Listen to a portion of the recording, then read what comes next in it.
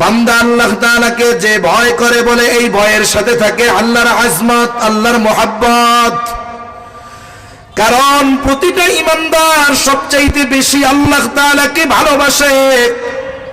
আল্লাহ তাআলা এই কোরআনুল কারীমের মধ্যে বলেন ওয়াল্লাযীনা আমানু আশাদ্দু হুব্বান লিল্লাহ। ঈমানদার আল্লাহর জন্য তার ভালোবাসা হলো সুদৃঢ় ভালোবাসা। এই ভালোবাসার সাথে সাথে সে আল্লাহ তাআলাকে ভয় করে। তার মানে আল্লাহকে সে ভালোবাসে, সাথে সাথে ভয় করে। তাকওয়া শব্দের এক অর্থ ভয় করা। এবার একটু বুঝে থাকলে বলেন কাকে? এই ভয়ের সাথে থাকে আল্লাহর আজমত, মোহাব্বত। তাকওয়া শব্দের আরেক অর্থ হলো বিরত থাকা। কিসের থেকে? বলে আল্লাহ তাআলার নিষেধ সমূহ থেকে বিরত থাকা। আল্লাহ তাআলা যেটা মানা করেছেন সেটা না করা, সাথে সাথে যেটা করতে বলেছেন সেটা করা।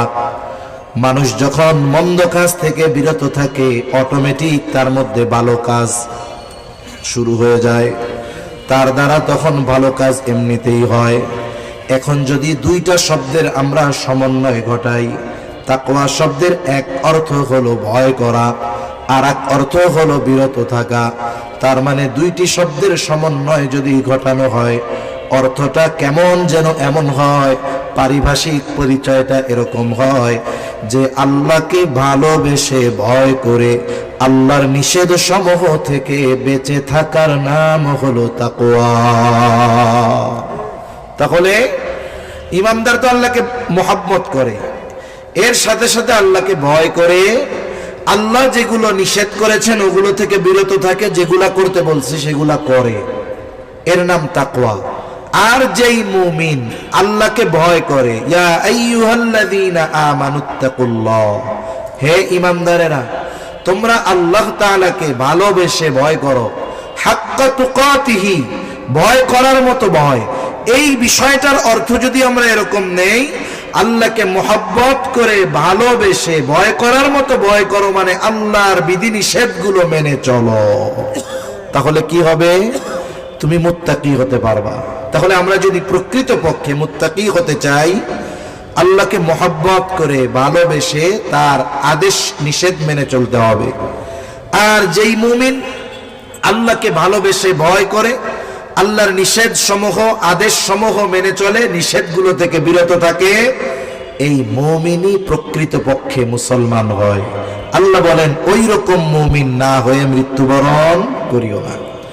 তাহলে এই আয়াতের মূল কথার দৃষ্টিকোণ থেকে আমরা এটা বুঝি, মূল কথা থেকে এটা আমাদের অনুধাবন করা সহজ হবে আশা করি, যে আমাদেরকে প্রত্যেকটা মুমিনকে আল্লাহ তাআলা যেই তাকওয়ার কথা বলেছেন, যে তাকে ভয় করে তার আদেশ নিষেধ সমূহ মান্য করা, এটা প্রত্যেকটা ঈমানদারের জন্য অতীব জরুরি বিষয়। ঠিক কিনা বলেন? নাহলে মুসলমান হব না।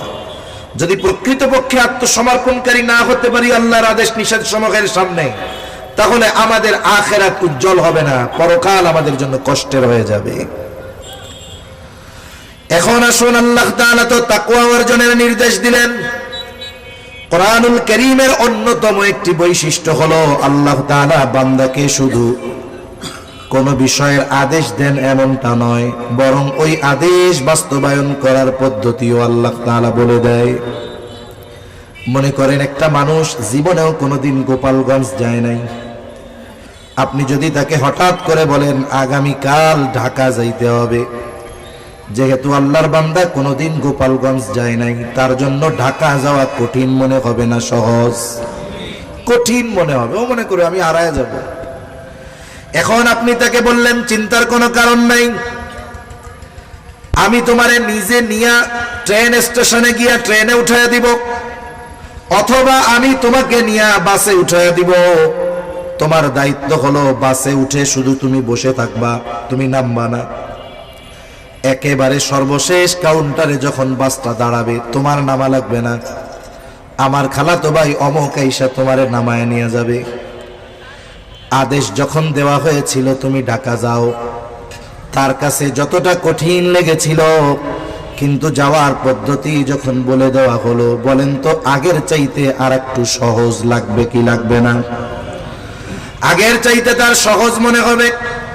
এরপরে ঢাকা পৌঁছায়া দেখা যাবে সে আপনাকে মোবাইল করেছে যে আরে ভাই আমি তো ভয় পেয়েছিলাম, ঢাকা আসা এত সহজ, এ তো আগে জানতাম না। তার মানে কোন বিষয়ের আদেশ করার আগে, আদেশ করার পরে ওই বিষয়টা কঠিন মনে হয়, কিন্তু আদেশ বাস্তবায়নের পদ্ধতি যদি বলে দেওয়া হয়, যাকে আদেশ করা হলো তার কাছে ওই বিষয়টা সহজ হয়ে যায়। অনুরূপভাবে আল্লাহ তাআলা কোরআনুল কারীমের মধ্যে বান্দাকে শুধু আদেশ করেন এমনটা নয়, বরং বান্দা ওই আদেশ কিভাবে বাস্তবায়ন করবে সেই পদ্ধতিও সুস্পষ্টভাবে যিনি জানিয়ে দেন তিনি কে? আল্লাহ জানিয়ে দেন। এটাও দুইটা সিস্টেমে হয়। একটা হলো আদেশ করার পরে তিনি সরাসরি এই আদেশ বাস্তবায়নের পদ্ধতি বলে দেন, আরেকটা হলো সরাসরি বলে দেন না, তবে তিনি সূত্র দিয়ে দেন।